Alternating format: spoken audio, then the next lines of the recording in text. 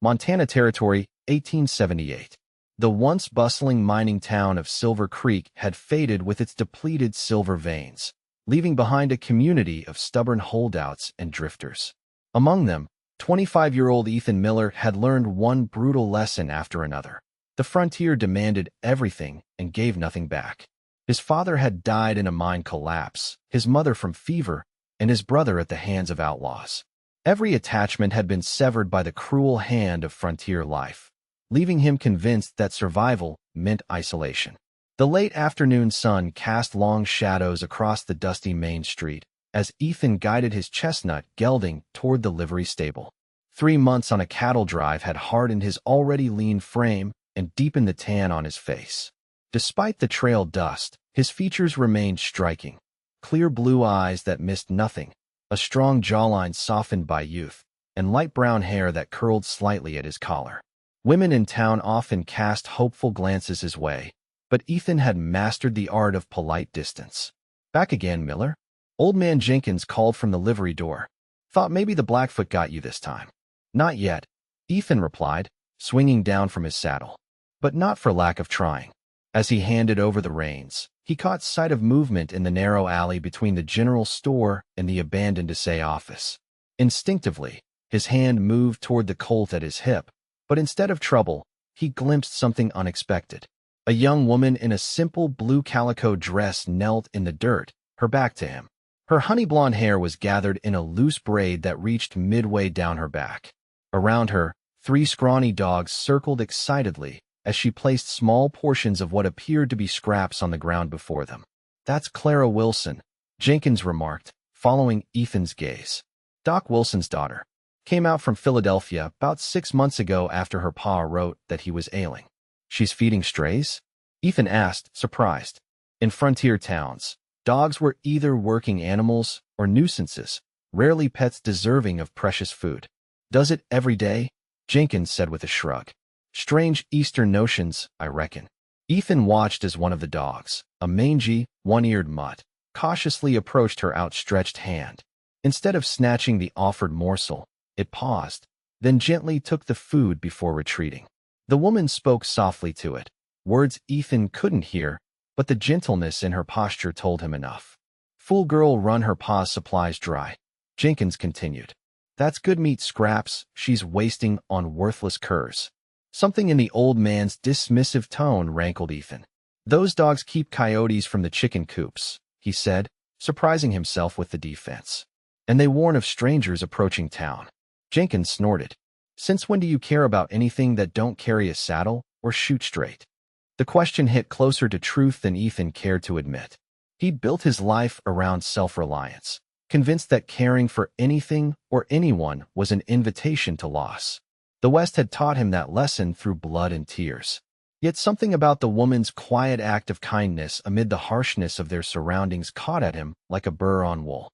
"I'll be back for him tomorrow," Ethan said, patting his horse's neck before walking away, determinedly not looking toward the alley again.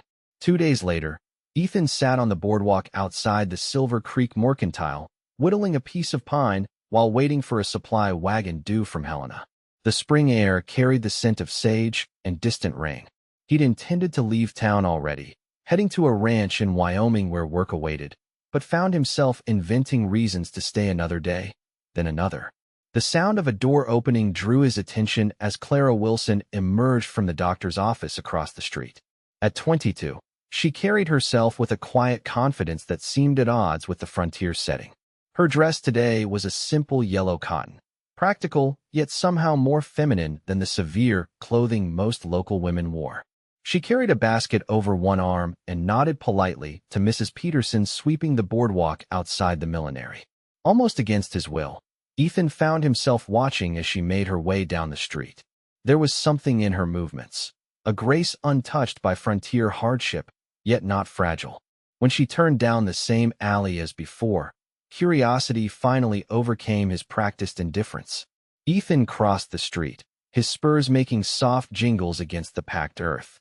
As he approached the alley entrance, he could hear her voice, gentle and low. "There you are. I was worried about you yesterday. Come on, boy, it's all right." He paused at the corner, not wanting to startle her. From his vantage point, he could see Clara kneeling again, this time with a bowl of water beside her. The one-eared dog from before approached cautiously, limping slightly. "That's it," she encouraged. "You're safe here." As the dog drank, she noticed something about its paw. With slow, deliberate movements, she reached for it. The dog growled softly but didn't retreat. "I know it hurts," she soothed. "Let me help you." Ethan watched as she gently examined the dog's paw, removed what appeared to be a thorn, then wrapped it with a small strip of cloth from her basket. The care she took, the patience as the dog initially pulled away, then gradually surrendered to her ministrations, it stirred something long dormant in him. When the dog finally licked her hand in apparent gratitude, Clara laughed softly. The sound drifted through the alley like birdsong, out of place yet perfectly fitting. A sudden crash from the saloon down the street made Ethan step back, unwilling to be caught watching. As he turned to leave, his boot connected with an empty tin can, sending it clattering across the boardwalk. "Who's there?" Clara called, rising quickly. Caught. Ethan stepped into view. "Pardon me, ma'am. Didn't mean to startle you." Her blue eyes, wide with initial alarm, assessed him quickly. Recognition dawned. "You're Ethan Miller. Jenkins mentioned you were back." Surprised she knew of him, Ethan nodded. "Yes, ma'am. Clara Wilson," she offered, though he already knew. Her dogs had gathered protectively around her, the one-eared mutt positioning itself between them despite its injured paw. "I saw you tending that dog's paw," Ethan said, nodding toward the animal. "That was kind of you." "They deserve kindness as much as any creature," she replied, a hint of defensiveness in her tone suggesting she'd heard criticism before. "Even here. Especially here," Ethan found himself saying. When she looked at him questioningly, he continued, "The frontier doesn't offer much kindness on its own." Something in her expression softened. "No, it doesn't. Which is why we must provide it ourselves, don't you think?" The question felt like a challenge to everything he'd come to believe. Before he could respond, a man's voice called from down the street. "Clara, I need your help with Mrs. Thornton." "Coming, father," she called back. To Ethan, she added, "Excuse me, Mr. Miller. Duty calls." As she gathered her basket, the dogs watching her with evident devotion, she paused. "They'll be here tomorrow, same time, if you'd care to properly introduce yourself to them." A slight smile touched her lips before she hurried away. Ethan stood in the alley long after she'd gone, feeling as though something fundamental had shifted beneath his feet. That evening, as Ethan nursed a whiskey in the corner of the Rusty Nail Saloon, his mind kept returning to Clara Wilson. In a town where survival consumed most people's energy, her deliberate acts of compassion seemed almost rebellious. It contradicted everything experience had taught him about frontier life, that sentimentality was a luxury no one could afford, that hardening oneself was the only defense against inevitable loss. "You look like a man with troubles," said Sheriff Wade, sliding into the chair across from him. At 50, the sheriff carried the weathered look of a man who'd seen every brand of frontier violence but retained a fundamental decency. "Just thinking," Ethan replied. "Dangerous occupation," Wade chuckled, "especially when it involves Doc Wilson's daughter." Ethan's head snapped up. "What makes you think?" "Son, I've been watching men get that look for 30 years, Wade interrupted. "Besides, half the town saw you talking to her today." Ethan sighed. Small towns and their gossip. I just happened upon her feeding those strays. Nothing more to it. "Clara's got a heart bigger than Montana," Wade said, signaling for his own drink. When she first arrived from back east, folks thought she was too soft for frontier life. But there's steel under that gentle manner. How so? Ethan found himself asking. "Rode 15 miles in a blizzard last winter to deliver a baby at the Peterson homestead when her father was down with influenza. Stared down Jake Hollister when he was drunk and threatening his wife. Walked right up to him with nothing but her father's medicine bag and her own conviction." Wade shook his head admiringly. "Those fancy Eastern schools taught her medicine, but that courage comes from somewhere deeper." The image of Clara facing down a drunk, violent man contradicted Ethan's initial impression of Eastern refinement. Yet it aligned perfectly with the quiet determination he'd witnessed in the alley. "Town's lucky to have a doctor with a daughter to help," Ethan said neutrally. Wade studied him over his whiskey. "Doc's not doing well, truth be told. Consumption's getting worse. Clara's been taking on more of his patients. though some folks still balk at being treated by a woman. He paused. When he goes, she'll have decisions to make. This town needs her, but it's a hard place for a woman alone. The implication hung in the air between them.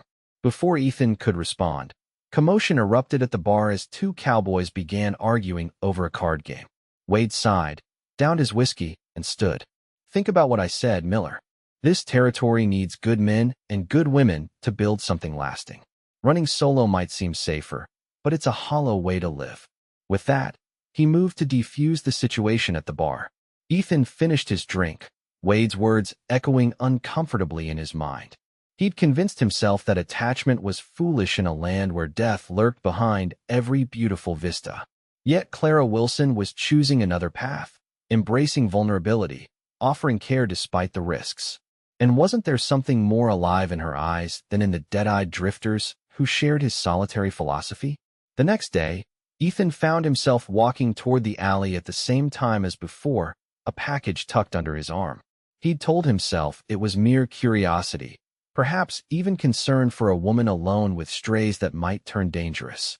But the truth, which he barely acknowledged even to himself, was that Clara Wilson had awakened questions he'd long ago stopped asking. She was already there, kneeling as before, but this time she looked up immediately at his approach. The dogs growled until she quieted them with a gentle word. "Mr. Miller," she greeted him. "You decided to make a proper introduction after all." "Seemed polite," he replied, stopping a respectful distance away. "And I brought something." He unwrapped the package, revealing several beef bones with scraps still attached. "From the hotel kitchen. Thought your friends might appreciate them." Surprise and pleasure brightened her features. "That's very thoughtful." "They certainly will." She accepted the package, their fingers briefly touching in the exchange. "Would you like to help me feed them?" The request was simple, yet Ethan hesitated as though she'd asked him to cross a dangerous ravine. Finally, he nodded and knelt beside her, keeping his movements slow and deliberate. "This one is Patch," she said, indicating the one-eared dog. "That's Copper, and the small one is Daisy.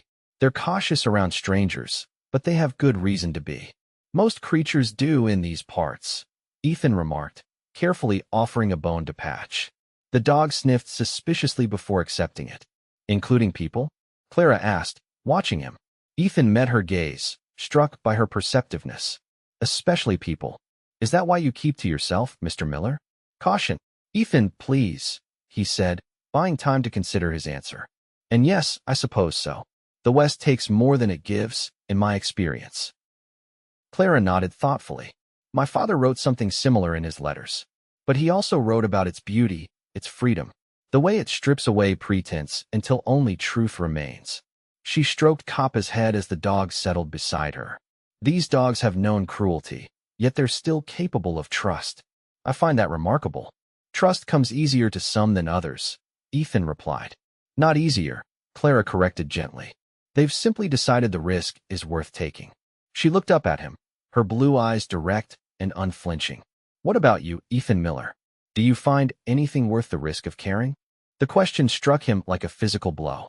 No one had challenged his carefully constructed isolation so directly before. Before he could formulate a response, shouts erupted from the direction of the main street. "Fire! Fire at the livery!" They both leapt to their feet. Smoke was already visible, rising in thick black plumes above the buildings. Without discussion, they ran toward the commotion, the dogs scattering in the opposite direction. The scene at the livery was chaos. Flames had engulfed the rear of the wooden structure where hay was stored. Men formed a bucket brigade from the water trough, while others tried to lead panicked horses from the burning building. "My stallion's in there," Ethan shouted, running toward the entrance. "Ethan, wait," Clara called after him, but he was already pushing past the gathering crowd. Inside, the smoke was thick and disorienting. Flames hadn't yet reached the front stalls, but horses kicked and whinnied in terror. Ethan moved to the third stall where his chestnut gelding reared in panic. "Easy, boy. Easy," he called, reaching for the halter hanging outside the stall. The horse's eyes rolled, showing whites, but it recognized his voice enough to let him approach. Ethan managed to secure the halter and lead the frightened animal toward the exit. As they emerged into fresh air, he handed the reins to a waiting cowboy. "Get him clear." Then, without hesitation, he turned back toward the burning building. "Miller, don't be a fool," someone shouted. "The roof's about to go." But Ethan had seen old Jenkins stumbling near the back, trying to reach the tack room where valuable saddles and equipment were stored. The old man was already coughing violently from the smoke. Ethan ran to him, grabbing his arm. "Jenkins, we have to get out. My livelihood's in there," the old man protested, trying to shake him off. "Your life won't be if you don't move." Ethan pulled harder, practically dragging Jenkins toward the entrance as burning debris began to fall around them. They had almost reached the door when a flaming beam crashed down, blocking their path. The heat was unbearable, the roar of the fire drowning all other sound. Ethan pulled his bandana over his mouth and looked desperately for another exit. The side door. Jenkins wheezed, pointing toward a narrow opening partially hidden behind stacked feed sacks. They stumbled toward it, the old man leaning heavily on Ethan as smoke filled their lungs. The door was stuck, swollen from moisture or warped by heat. Ethan threw his shoulder against it once, twice, then a third time before it finally gave way. They tumbled outside just as a tremendous crash signaled the collapse of the livery's roof. Hands reached for them, pulling them further from the burning building. Ethan fell to his knees, coughing violently, his eyes streaming from smoke and heat. Through the haze, he became aware of someone kneeling beside him. Cool hands touched his face, tilting it upward. "Breathe slowly," Clara instructed, her voice calm despite the chaos around them. "You're safe now." When his vision cleared, he found her examining him with professional efficiency, checking his eyes, listening to his breathing. Soot streaked her face and dress, her blonde braid coming undone. Despite this, or perhaps because of it, Ethan thought she had never looked more beautiful. "Your kindness makes you the most beautiful woman here," he said hoarsely, the words escaping before he could consider them. Surprise flickered across her features, followed by a gentle smile. "That's either a genuine compliment or the smoke affecting your judgment," she replied, helping him to his feet. "Either way, let's get you to my father's office." As they walked slowly through the crowd, Sheriff Wade approached. "Jenkins says you saved his life, Miller. Says you went back in for him when everyone else was running out." Ethan shrugged uncomfortably. "Anyone would have done the same." "No," Clara said quietly. "Not anyone." At the doctor's office, Clara efficiently treated Ethan's minor burns and smoke inhalation while her father tended to Jenkins and others injured in the fire. The old doctor moved slowly, his breathing labored between frequent coughing spells, confirming what Wade had told Ethan about his declining health. "You were fortunate," Clara said as she applied salve to a burn on Ethan's forearm. "Another minute in there." "I couldn't leave him," Ethan explained simply. The fear he'd felt had been real, but not paralyzing. Not when someone needed help. "No, you couldn't," she agreed, studying him. "Despite your belief that the West only takes. You gave something precious today. You risked your life for another's." She finished bandaging his arm. "That contradicts your philosophy of isolation, doesn't it?" Her challenge was gentle but direct, forcing him to confront the inconsistency between his stated beliefs and his actions. Before he could respond, Dr. Wilson approached, his face gray with exhaustion. "Jenkins is asking for you, Miller," he said. "And Clara, Mrs. Peterson needs attention." Her breathing's troubled from the smoke. As Clara moved away, Dr. Wilson rested a hand on Ethan's shoulder. "My daughter sees the best in people, young man. It's her gift and her vulnerability." His eyes, identical in color to Clara's but clouded with illness and age, held Ethan's gaze. "She deserves someone who will protect that quality, not exploit it." With that cryptic warning, he shuffled back to his patients, leaving Ethan to wonder if he'd imagined the protective challenge in the doctor's words. The livery fire marked a turning point for Silver Creek, and for Ethan. What had begun as a routine stop on his journey had somehow transformed into something more. The Wyoming ranch job could wait, he decided. The town needed help rebuilding the livery, and Jenkins, with his injuries, couldn't manage alone. Over the next 2 weeks, Ethan found himself increasingly integrated into community life. He organized work crews, contributed his own savings to the rebuilding effort, and gradually, almost imperceptibly, found himself caring about the outcome beyond his own interests. And through it all, there was Clara. Their encounters grew more frequent. Sometimes at her father's office where she'd check his healing burns, sometimes in town where they'd share brief conversations, and always at the alley where they now fed the strays together. Ethan found himself looking forward to these moments with an intensity that both exhilarated and terrified him. "You never answered my question," Clara said one evening as they sat on a bench outside the general store, watching the sunset paint the distant mountains gold. "About finding something worth the risk of caring." Ethan was silent for a long moment. "I had a brother," he finally said. "James, 2 years younger. After our parents died, we worked claims together, hunted together, survived together. He was the best part of me, the part that could still laugh, still hope." Clara listened intently, her eyes never leaving his face. 3 years ago, we were ambushed by road agents near Bannack. James took a bullet meant for me." Ethan's voice grew rough. "I buried him on a hill overlooking the valley. Prettiest spot I could find." "I'm so sorry," Clara said softly, her hand moving to cover his. "After that, I decided caring was a luxury I couldn't afford. Every attachment is just another thing this land can take from you." He looked down at her hand on his. "But then I saw you kneeling in that alley, sharing what little you had with creatures others had abandoned, and I couldn't look away." The honesty cost him, but Clara's response was worth the price. Her fingers tightened around his, her eyes shining with emotion. "The frontier can be cruel," she acknowledged, "but it doesn't have to make us cruel in return. That's a choice, Ethan. And every day, we get to make it again." As the sun disappeared behind the mountains, casting long shadows across the street, Ethan realized something had shifted within him. The fortress he'd built around his heart had developed cracks, and through them, something warm and forgotten was beginning to flow. The next morning, Ethan was helping to raise a beam for the livery's new roof when a rider galloped into town, his horse lathered with exertion. The man pulled up sharply in front of the sheriff's office. "Stagecoach robbery," he shouted. 5 miles south. They've got hostages." Sheriff Wade emerged, buckling his gun belt. "How many robbers?" "3 that I saw," the rider gasped. "They shot the driver. Passengers are still inside. I slipped away to get help." Wade's eyes scanned the gathering crowd, settling on Ethan. "Miller, you're good with that Colt. I'm deputizing you." He turned to the others. "Jenkins, Cooper, Evans, you too. We ride in 5 minutes." Ethan climbed down from the scaffolding, his mind racing. As he hurried toward the livery to saddle his horse, he nearly collided with Clara emerging from the general store. "What's happening?" she asked, taking in his grim expression. "Stagecoach robbery. Hostages." He hesitated. Wade's formed a posse. Understanding dawned in her eyes. "You're going." It wasn't a question, but he nodded anyway. "I have to." "I know." She disappeared into the store, returning moments later with a small medical kit.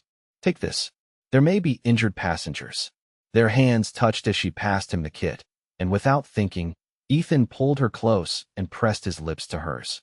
The kiss was brief but intense, conveying everything he couldn't put into words: his fear, his newfound purpose, the feelings growing between them. When they broke apart, her cheeks were flushed, but her eyes were steady. "Come back," she said simply. "I will," he promised. The posse rode hard, following the stage road south of town. They found the coach in a small ravine, partially hidden from the main trail. Wade signaled for them to dismount and approach cautiously. "They'll have lookouts," the sheriff whispered. "Miller, circle around to the left. Jenkins, take the right. Evans and Cooper, stay with me. We need to see what we're dealing with before we make a move." Ethan crept through the sage and scrub pine, his Colt drawn. The stillness of the scene troubled him. No sign of movement, no voices. As he approached the ravine's edge, he caught sight of the stagecoach below. The driver slumped in his seat, obviously dead. No sign of the shotgun guard. Movement near the coach caught his eye. A man in a dusty black coat peered inside, gesturing with a rifle. 2 other men stood nearby, horses at the ready. From his position, Ethan could see 4 passengers, 2 men and 2 women, huddled inside the coach. He was about to signal Wade when a twig snapped behind him. Ethan whirled to find a 4th outlaw, previously hidden, aiming a revolver at his chest. "Well, what have we here?" the man drawled. "Drop the gun, friend, or I drop you." Ethan hesitated, calculating his options. Before he could decide, gunfire erupted from across the ravine. Jenkins, or one of the others, must have been spotted too. The momentary distraction gave Ethan his chance. He dove sideways as the outlaw fired, the bullet grazing his side. Rolling behind a boulder, Ethan returned fire. His first shot missed, but his second caught the outlaw in the shoulder, spinning him around. The man stumbled, lost his footing on the ravine's edge, and fell with a scream to the rocks below. The gunfight below intensified as Wade and the others exchanged fire with the remaining outlaws.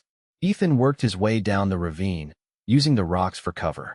He saw Jenkins take a bullet to the leg, falling behind a wagon wheel. One of the male passengers seized the opportunity amid the confusion to tackle an outlaw, wrestling for his gun. In the struggle, the weapon discharged, killing the outlaw instantly. The passenger grabbed the fallen man's pistol and took cover behind the coach. "You and the coach," Wade shouted. "This is Sheriff Wade from Silver Creek. We've got you surrounded." "We've got hostages," returned the leader in the black coat. "Back off or they die." Ethan had worked his way to a position behind a large boulder about 30 yards from the coach.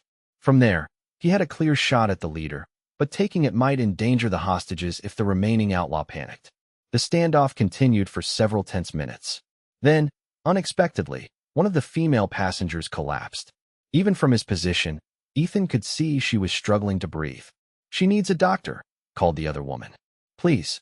She has a heart condition." The leader seemed uncertain, his rifle wavering between the fallen woman and the rocks where Wade was positioned. "Let me help her," Ethan called, making a split-second decision. He stood slowly, hands raised, Clara's medical kit visible in his left hand. "I've got medicines." "Stay where you are," the outlaw leader shouted. "She'll die," Ethan said calmly. "You want a murder charge on top of robbery? That's a hanging offense for sure." The logic seemed to penetrate the outlaw's panic. After a moment, he nodded. "Come slow. Any tricks, and I shoot you first, then her." Ethan approached cautiously, acutely aware of the outlaw's rifle trained on him and Wade's posse watching from the rocks. As he reached the stagecoach, the woman's companion helped him inside. The fallen woman was pale, her breathing shallow. Ethan opened Clara's kit, finding smelling salts and a small vial labeled Heart Tonic, Digitalis. Following Clara's neatly written instructions, he administered both, then checked the woman's pulse. "She needs real medical attention," he told the outlaw leader, who watched nervously from the door. "This is temporary. We're leaving as soon as—" The man's words cut off abruptly as a gunshot rang out. He jerked forward, a look of surprise crossing his face before he collapsed. Wade stood 20 yards away, rifle still raised. The remaining outlaw dropped his weapon instantly, hands shooting upward in surrender. The aftermath was chaotic but organized. The surviving outlaw was bound and placed on a horse. The female passenger was carefully loaded into the stagecoach, which Evans volunteered to drive back to town. Jenkins's leg wound was bandaged, and he rode double with Cooper. The bodies of the outlaws were slung over their own horses. Ethan's side burned where the bullet had grazed him, but it was superficial, a fact he was grateful for as they rode back toward Silver Creek. His mind kept returning to Clara, her kiss, her steady gaze as she'd said, "Come back." For the first time in years, he had someone waiting for him, someone who would notice if he didn't return. The thought was terrifying and exhilarating. Night was falling as they rode into town, a crowd gathering as news of the posse's return spread.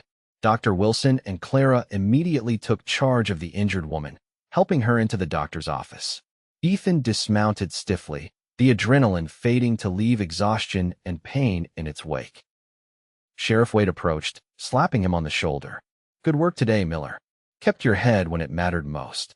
"Just did what needed doing," Ethan replied. "Sometimes that's the definition of courage," Wade observed. "Get that side looked at, then come by the office tomorrow. Town council's meeting to discuss setting up a permanent deputy position. Thought you might be interested." Before Ethan could respond, Wade moved away to secure the prisoner. Permanent deputy. The words echoed in Ethan's mind. Permanent.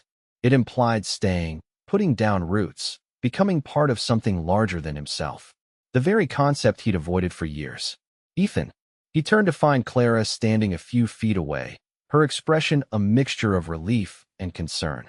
"The woman, Mrs. Lowenstein, is stable," she said. "You did exactly right with the digitalis. You may have saved her life."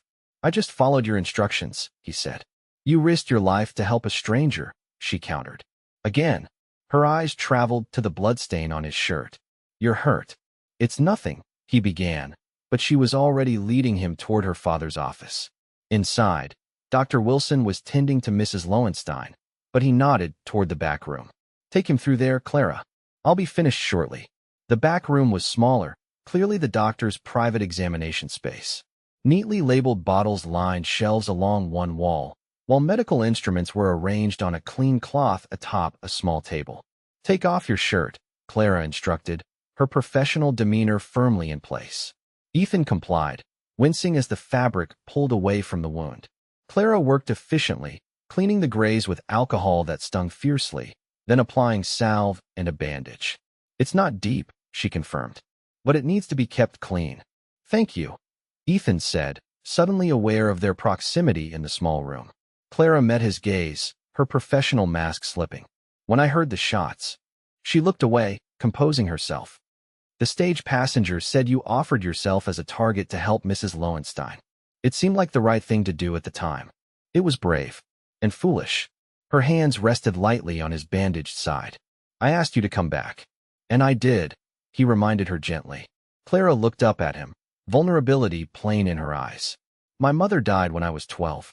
My father raised me alone, taught me medicine, sent me east to study when no medical school in the West would accept women. When he wrote that he was ill, I came without hesitation. Her voice faltered.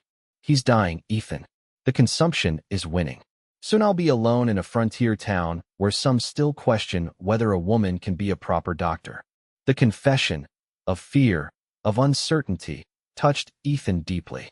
This woman who gave so freely, who carried others' burdens, had fears of her own. You won't be alone, he said. The words a promise he hadn't known he was ready to make until they left his lips. Clara studied his face, searching for certainty. Whatever she saw there must have reassured her, because she leaned forward and kissed him with a gentle intensity that spoke volumes. When they broke apart, Ethan realized that the fortress around his heart hadn't just cracked. It had crumbled completely. Wade offered me a deputy position, he told her. Permanent. Will you take it? She asked, hope evident in her voice. I'm considering it, he said. Silver Creek is starting to feel like somewhere I could stay.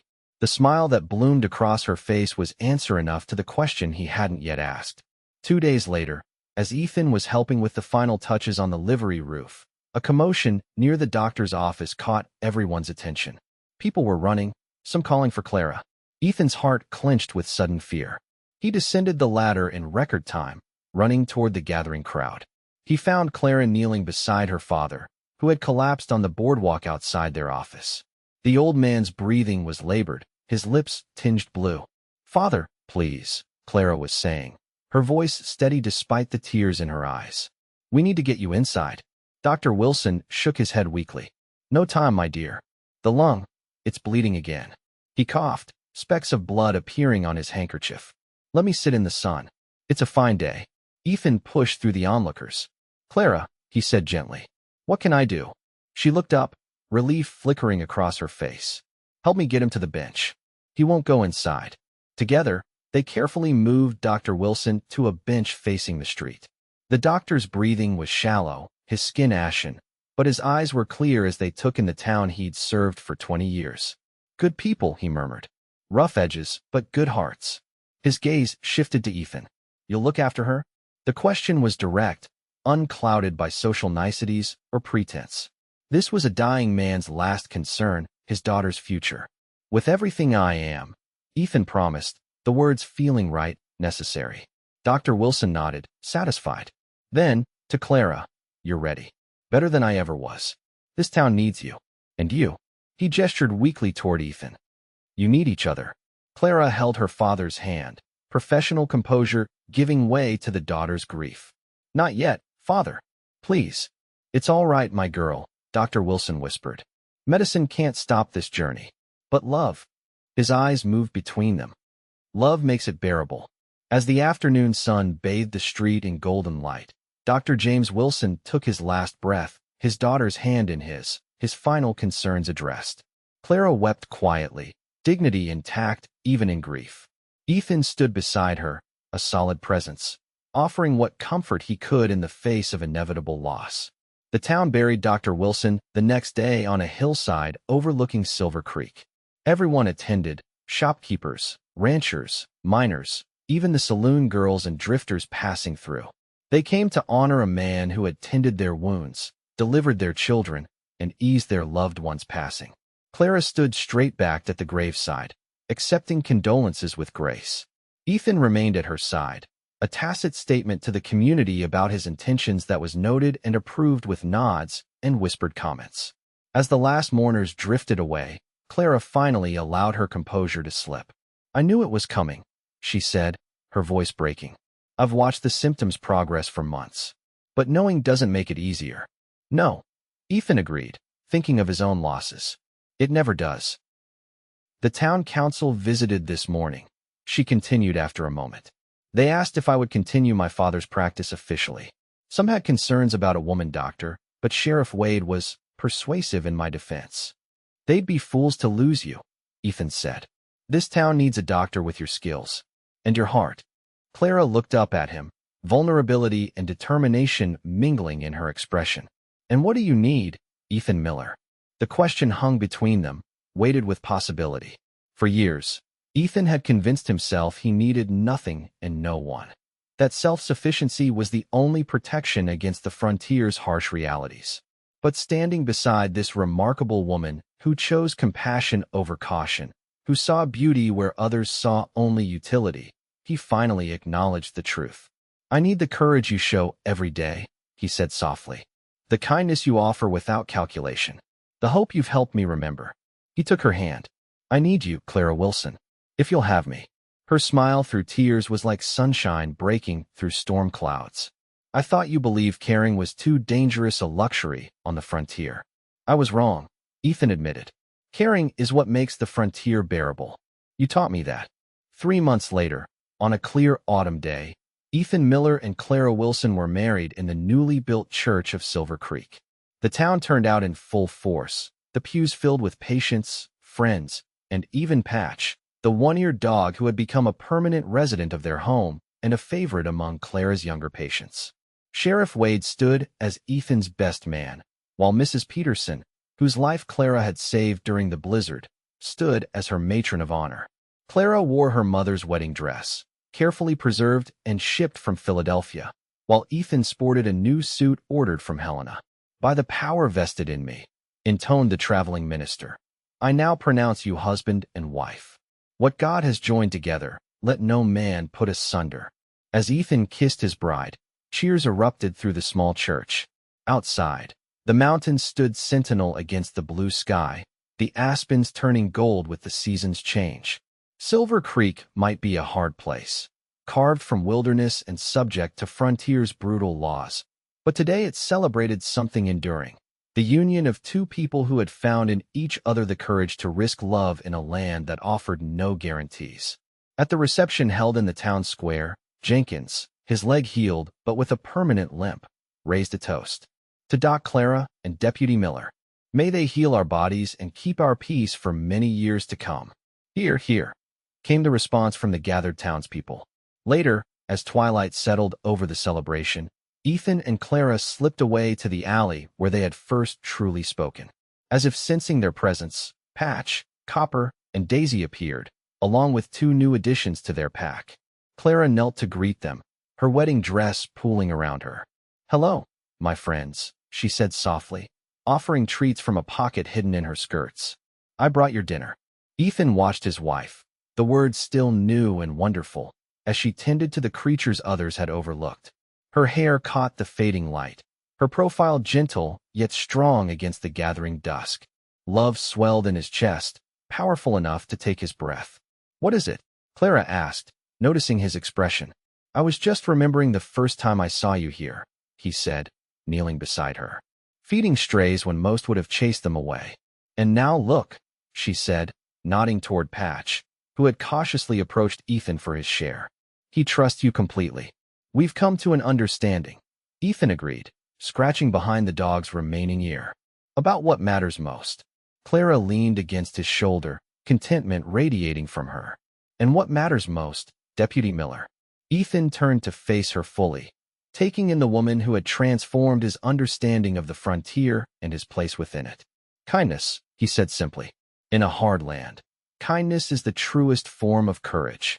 The dogs settled around them as darkness fell completely, the stars emerging like scattered diamonds above the rooftops of Silver Creek.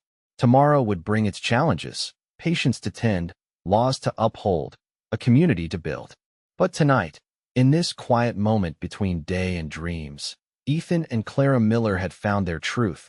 That love, far from being a luxury too dangerous to afford, was the very foundation upon which a life worth living must be built.